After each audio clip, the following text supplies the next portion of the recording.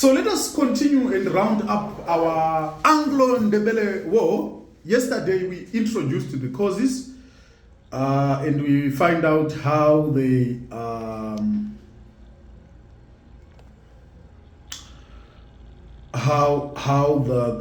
whites, the Ndebele, and even the Shona were involved.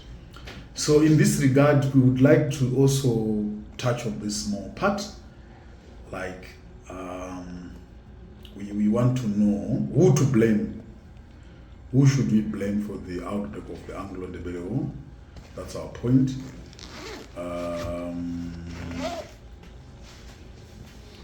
So, who was to blame for the outbreak of the Ndebele War? We can start by blaming Lobengula. He should not have agreed to the fixing of a boundary between Ndebele and the Mashonaland without understanding its implications. We can blame him for that.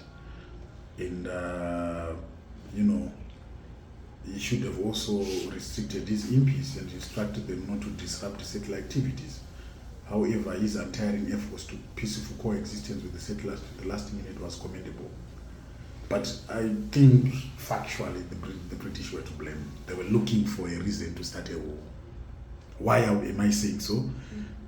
Like in the wake of the Bere saga, the British deliberately attacked the Ndebele regiments, clearly retreating from Fort Victoria in compliance with their demands. They tended to take settlers they took matters into their own hands, and this resulted in killing of some Ndebele warriors, included leaders like Umgandani. It was a provocative act on the part of the whites, but then Lobengula still exercised restraint. Even the fact that they kept on shifting the boundaries. They were looking for a way to poke the Ndebele, So the fact that the British had come to the conclusion that peace would not prevail in Zimbabwe unless the Ndebele were defeated made this war inevitable. And even while Lobengula emphasized this commitment to peace, the BISAC kept on poking into their noses.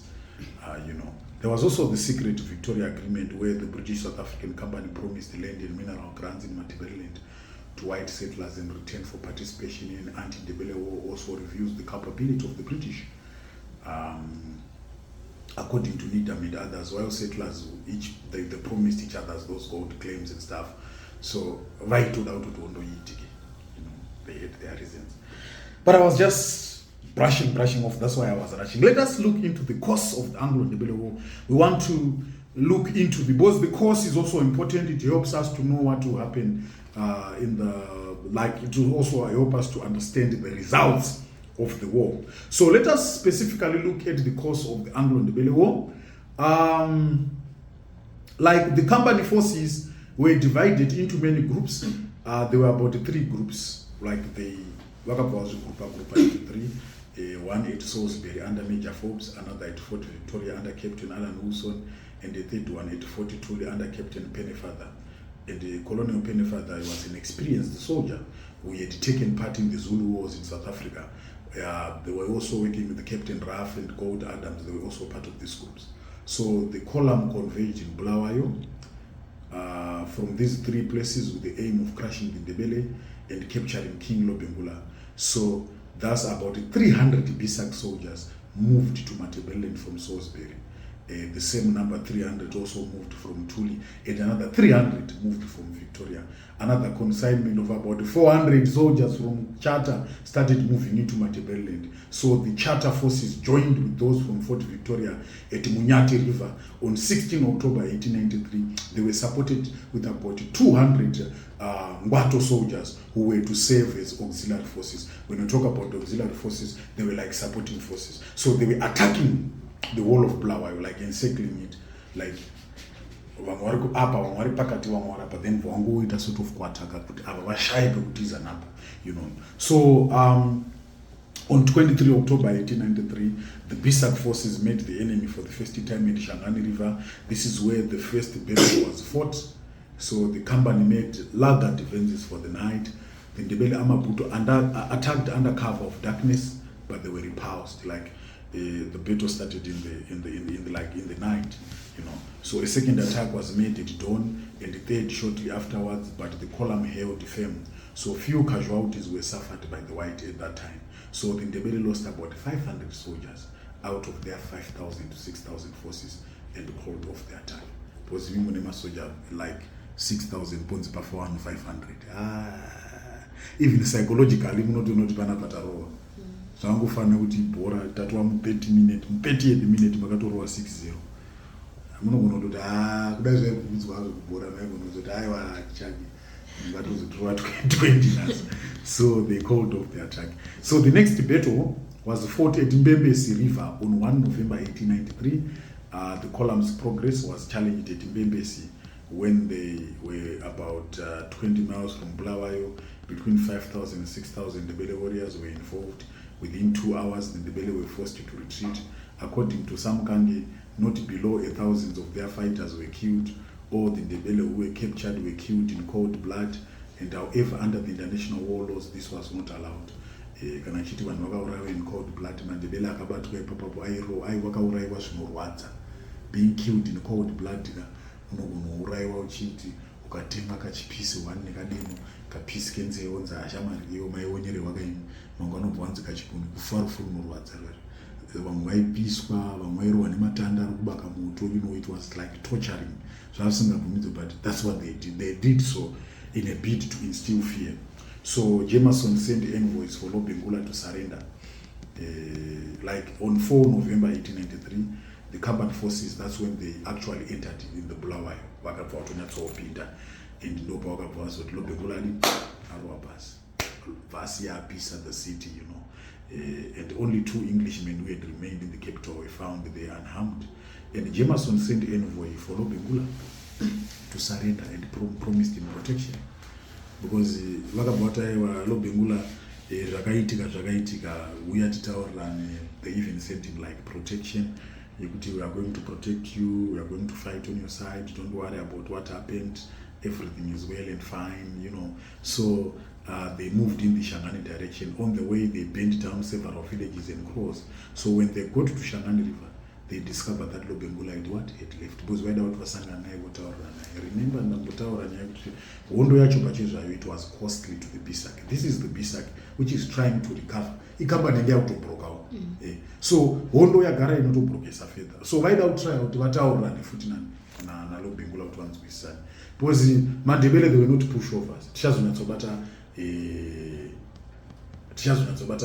chimuringa futi from tomorrow. Tichabata makozes. Uchanoona kuti pane ndozonzi indaba yakaitika. Like roads akatozokumbira mamwe maindu naMndebele kuti vakomana ngatimirei zvokurwa. Because kama nida kukurumidza kuwana mari yako yengeja ine wo Wondo inotobuditsisa mari, you know. So that was the thing. So although Alan Wilson was sent to further pursue Lobengula just after crossing the Shangani River, Alan Wilson and his company were ambushed by Lobengula and were butchered. They were killed. Alan Wilson zvakaita vakaramba vachiteera vateera, then Shangani River yakazowa flooded. Vakakrosa Shangani River kuti vadzoke akusupfurika kuti vawane reinforcement yekuvasapota. So vakabva vangotsengwa vakomana. So according to Davidson, Lobengula is said to have died of smallpox, and others say since he was a king, he took his own life because vaingonyadzisa kuti mambo angourayiwe munharaunda. So Lobengula's indunas at home surrendered one by one.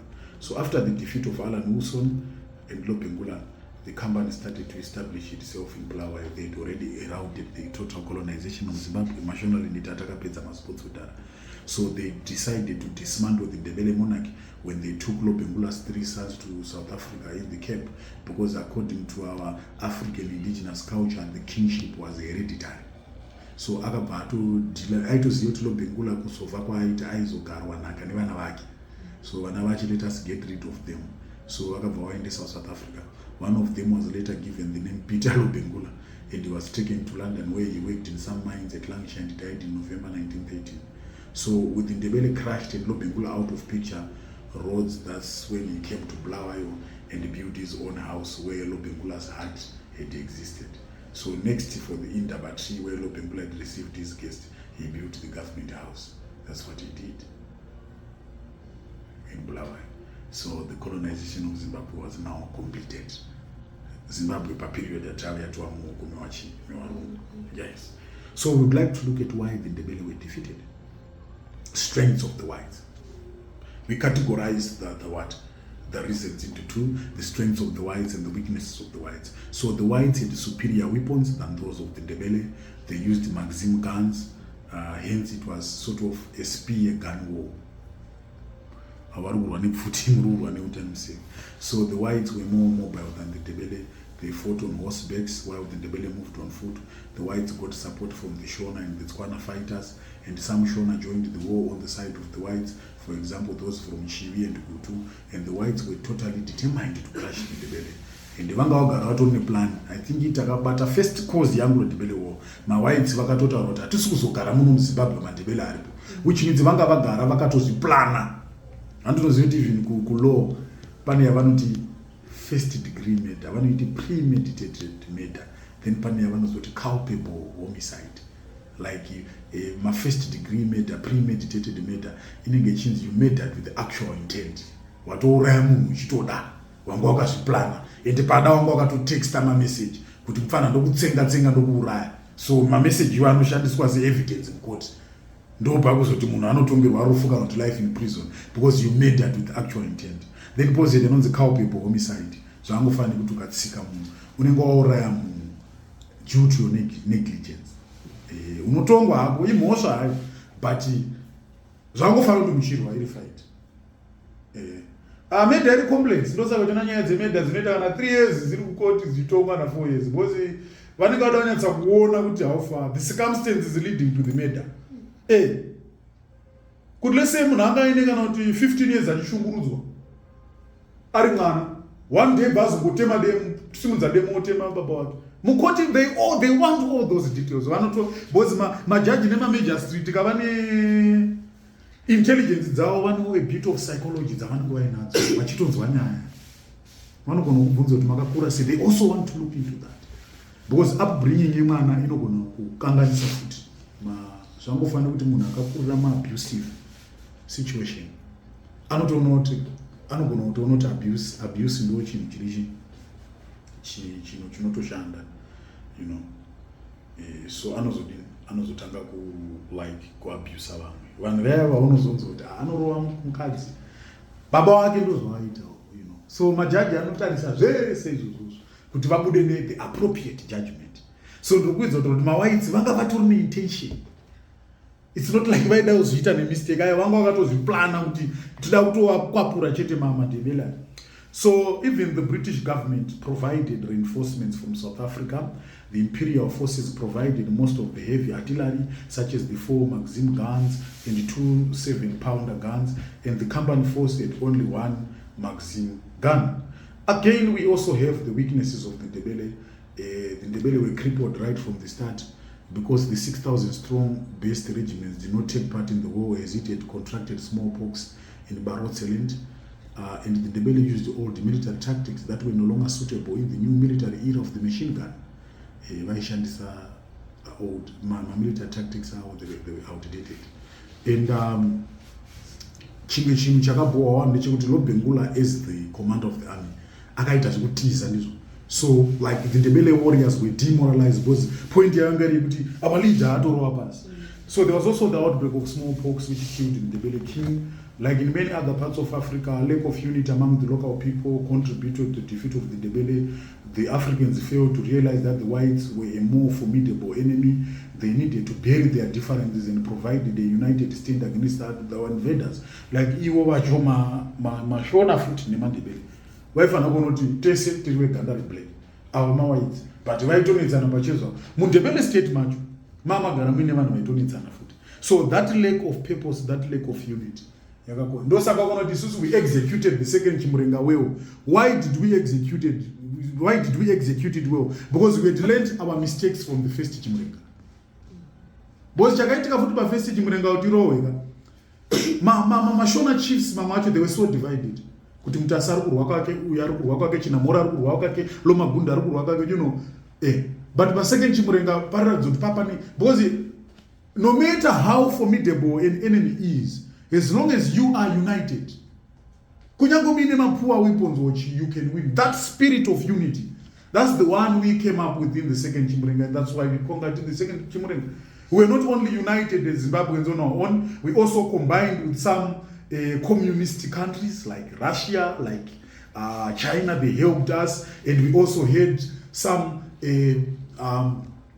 battle training grounds in Nyanzonya in Chimoyo. Like takabatana nevamwe vedu ma-Africans in chichi ndokufungwa kana AU kusimbisa ma-Africans kuti vave chinhu one zvakatibatsira kuti tiwine hondo izvozvo unity. So uchanoona kuti pa-Anglo Ndebele ona naChimurenga zvaita kuti zvidhakwe pasina the unity of purpose. Yes. So you know, some of them took this as an opportunity to settle all the scores by allying with the whites. Vamwe vacho vaitoita zvekusotesa kuti uyu ndagara ndakamaka zvitori nani kuti batane nema-whites timuonese muntu. So what were the results of the Anglo Ndebele War? The Ndebele were defeated, and the defeat and the death of Lobengula in January 1894 left the people without a king. The Ndebele's fertile land was taken, and they were driven into the dry Shangani and Gwai reserves, bringing in more food shortages. There was imposition of taxation in 1894. After the Ndebele were defeated, the whites imposed a number of taxes such as hard tax, land tax, and so on.